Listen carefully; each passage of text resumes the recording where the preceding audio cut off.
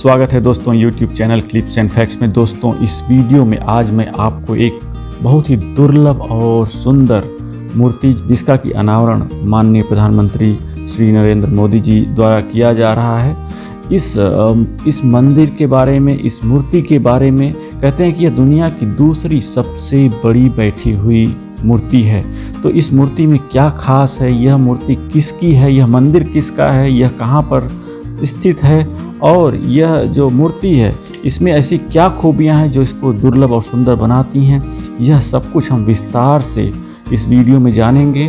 और इस वीडियो में जो अंक 9 है, संख्या 9 है, उसका महत्व क्या है इस मंदिर के हिसाब से, इस मूर्ति के हिसाब से, यह सब कुछ हम इस वीडियो में मैं आपसे साझा करूंगा। तो बने रहिए मेरे साथ और देखते रहिए क्लिप्स एंड फैक्ट्स। दोस्तों अगर आपने चैनल को अभी तक सब्सक्राइब नहीं किया है तो सब्सक्राइब बटन प्रेस करके बेल नोटिफिकेशन ज़रूर ऑन कर लें, जिससे कि आपको मेरे आने वाले सभी वीडियोज़ आसानी से मिलते रहेंगे। दोस्तों करीब 1000 करोड़ रुपए की लागत से बन रहा यह मंदिर, जिसका कि परिसर करीब 200 एकड़ का है और इसमें जो दुनिया की दूसरी सबसे बड़ी बैठी हुई मूर्ति जिसको कह लें स्थापित की जा रही है, सिटिंग स्टैचू जिसको कि कहते हैं। और यह मूर्ति जो है वो वैष्णव संत रामानुजाचार्य स्वामी जी की है, जिनके की जन्म को 1000 साल पूरे हो रहे हैं। तो उसी की याद में यह मूर्ति और यह मंदिर की स्थापना की जा रही है। दोस्तों तो आइए जानते हैं कि यह संत रामानुजाचार्य कौन है। दोस्तों सन 1017 में पैदा हुए यह वैष्णव संत रामानुजाचार्य का जन्म जो है वो तमिलनाडु में हुआ था। उन्होंने अलवर में यमुनाचार्य जी से दीक्षा ली थी और पूरे भारत में उन्होंने वेदांत और वैष्णव धर्म का प्रचार किया।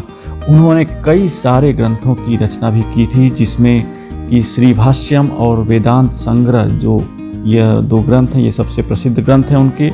और करीब 120 वर्ष की आयु में सन 1137 में उन्होंने देह त्याग किया था। समानता के विचार को बढ़ावा देने वाले वैष्णव संप्रदाय के संत, पहले ऐसे संत थे रामानुजाचार्य, जिन्होंने कि समानता के विचार को बढ़ावा देने की एक पहल की थी। दोस्तों सनातन परंपरा के किसी भी संत का अभी तक का यह सबसे बड़ा मंदिर है।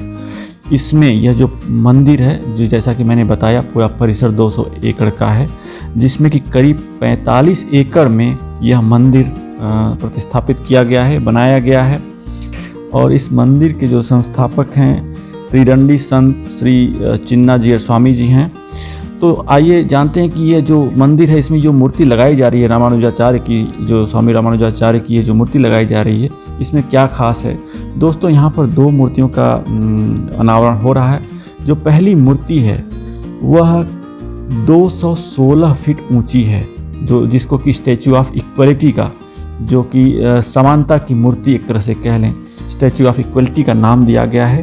पंचलौह का इसमें इस्तेमाल किया गया है, सोने, चांदी, तांबा, कांसा और टीन से यह मूर्ति जो बनाई गई है। इसमें ये जो मूर्ति का वेट है करीब 650 टन की यह मूर्ति है। दोस्तों इस मंदिर की बात करें तो इसकी परिकल्पना सन 2014 में जो स्वामी चिन्नाजीयर जी हैं इन्होंने किया था और 2014 से अभी करीब 7 साल बाद यह जो उनका सपना था यह साकार हुआ है और यह इस मूर्ति का, इस प्रतिमा का अनावरण हुआ है। और करीब 1000 करोड़ रुपए का यह जो परिकल्पना थी, जिसको कि साकार करने में करीब 1000 करोड़ का जो यह प्रोजेक्ट है ये लगा। इसमें 1000 करोड़ रुपए और यह सब कुछ जो है भक्तों के दान से ही यह संभव हो सका है। दोस्तों इसकी लोकेशन की बात करें तो हैदराबाद से करीब 40 किलोमीटर दूर रामनगर में श्री दिव्य साकेतम में इसकी स्थापना की गई है इस मूर्ति की। और ये जो मूर्ति बनाई गई है, कहते हैं कि 2000 वर्षों तक भी इस मूर्ति में कुछ भी खराब नहीं होगा, इस तरह से इसको बनाया गया है। दोस्तों जैसा पहले मैंने कहा, दुनिया की यह दूसरी सबसे बड़ी सिटिंग स्टैचू ये इसको कह सकते हैं। पहला जो सिटिंग स्टैचू है वो थाईलैंड में है, ग्रेट बुद्धा का, उनका स्टैचू थाईलैंड में। और दूसरा दुनिया का जो दूसरी सबसे बड़ी मूर्ति ये जो मैंने कहा, ये यहाँ पर हैदराबाद में इसका अनावरण हो रहा है। दोस्तों जो दूसरी मूर्ति, ये तो पहली मूर्ति जो कि 216 फीट की है, जो दूसरी मूर्ति है जो गर्भगृह में रखी जाएगी, वो मूर्ति पूरी तरह से सोने की, गोल्ड की बनी हुई है। 120 केजी सोने को तराश करके उस मूर्ति को बनाया गया है। और क्योंकि जो ये स्वामी रामानुजाचार्य थे, ये करीब 120 साल का इनका जीवन रहा, 120 वर्ष का। इसी हिसाब से 120 केजी की यह जो प्रतिमा है सोने की वहाँ पर रखी गई है। अब आइए दोस्तों बात करते हैं संख्या 9 के गणित की, न्यूमरोलॉजी की बात करें, अंक 9 की बात करें तो अंक 9 को हम लोग शाश्वत अंक मानते हैं। शाश्वत मतलब यह नष्ट नहीं होता। कहने का मतलब यह है कि 9, जैसा कि अगर हम देखते भी हैं तो 9 को अगर हम किसी भी संख्या से गुणा करते हैं तो जो भी संख्या आती है अगर उसका हम सम करें, उसका हम योग करें तो वो 9 ही आता है। तो 9 जिसमें भी मिलता है वो 9 ही बनाता है। इस तरह से यह एक न्यूमरोलॉजी का कॉन्सेप्ट है। और इस मूर्ति में भी अगर हम बात करें तो इसको खास तवज्जो दी गई है और इसको ध्यान में रख करके ही ये मूर्ति जो बनाई गई है रामानुजाचार्य जी की। इस मूर्ति की जैसा कि हमने कहा जो ऊंचाई है, हाइट है 216 फीट है। तो 216 को अगर हम जोड़ें 2 + 1 + 6, 2, 1 और 6 का जोड़ भी 9 होता है। ऐसे ही जो भद्र वेदी है वो 54 फीट ऊंची है। 54 फीट में भी 5 और 4 का जो योग है वो 9 होता है।